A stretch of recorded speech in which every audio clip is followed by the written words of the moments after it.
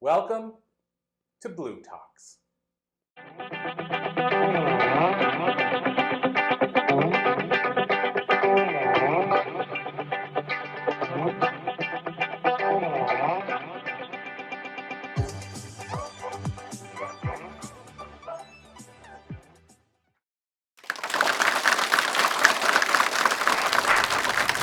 Hi, I'm Darius Ross, and the topic of this discussion is going to be about adversity, triumph, and never giving up. And this is directed to entrepreneurs. I think one of the most important things for entrepreneurs to really appreciate is that the day that you walk away from that job is the day that your life takes a tragic and uncomfortable ending, because now there's no guaranteed paycheck. And that becomes the number one problem.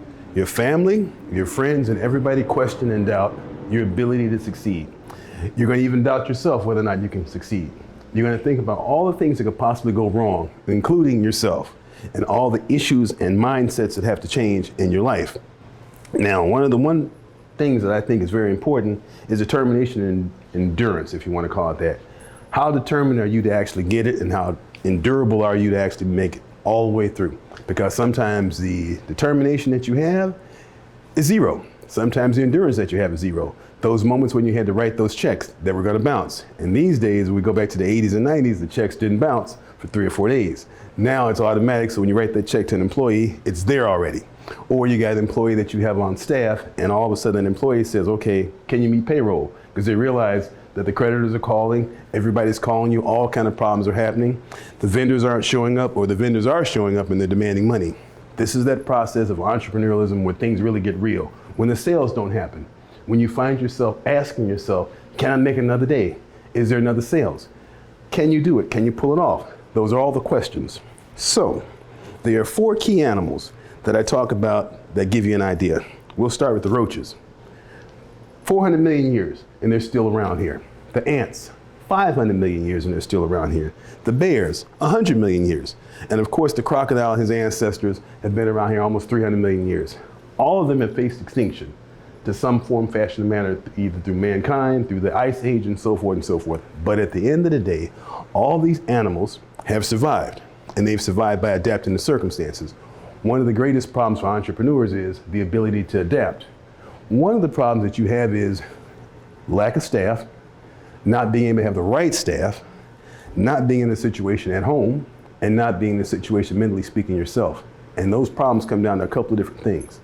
Realizing before you take on the job of an entrepreneur that it has its own innate problem set.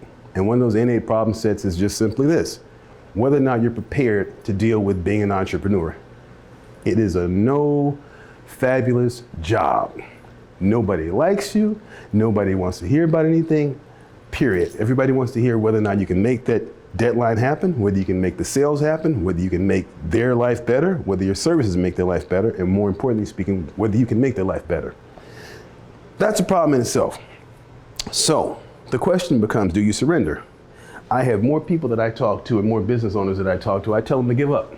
I boldly tell them to give up, to see whether or not they have the balls to actually make the distance. Because I have one program that's called a no BS program. And I say to them very clearly, if you're not committed to your own program and you're not willing to invest in it yourself, then how can you expect a customer to turn around and actually live up and follow up and actually buy your product if you're afraid to actually invest in yourself? And so often, one of the biggest things with entrepreneurs is they're afraid to actually invest in themselves. They want to have the bank put the money in there. They want to have everybody else to back them up, but they're afraid to actually invest in the idea because they're so focused on the aftermarket. Can I sell it to private equity? Can I sell it to a hedge fund? Can I sell it to whoever else? Can I do an IPO? Versus, can you actually have a product that actually works and doesn't make sense? And is anybody really interested in it? Will you do the marketing? Will you get the right people on the front line? Will you actually get out there and see what your people are doing on the sales floor? Will you see whether or not the customer service is good? Do you actually go home at nighttime and have anybody in your rooting squad to say to you, listen, you can make another day, you can make it happen?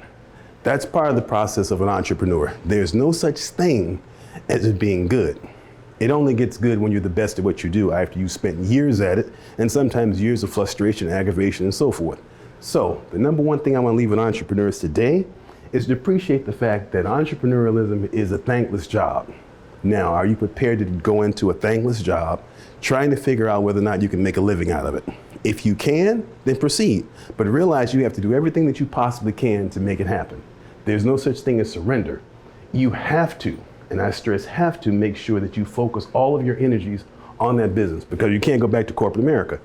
You walked away from corporate America for a reason, because you wanted to turn around and figure out exactly whether or not you can make money independently. And obviously speaking, you decided to yourself at some point in time, you didn't like taking orders. So if you don't like the taking order process, you have to be a take charge person. So I want to leave that with entrepreneurs. Either take charge or stay in the market of being a corporate executive and or a corporate underling. Otherwise, entrepreneurialism is not for you. That's the most important thing I can leave with you. Thank you.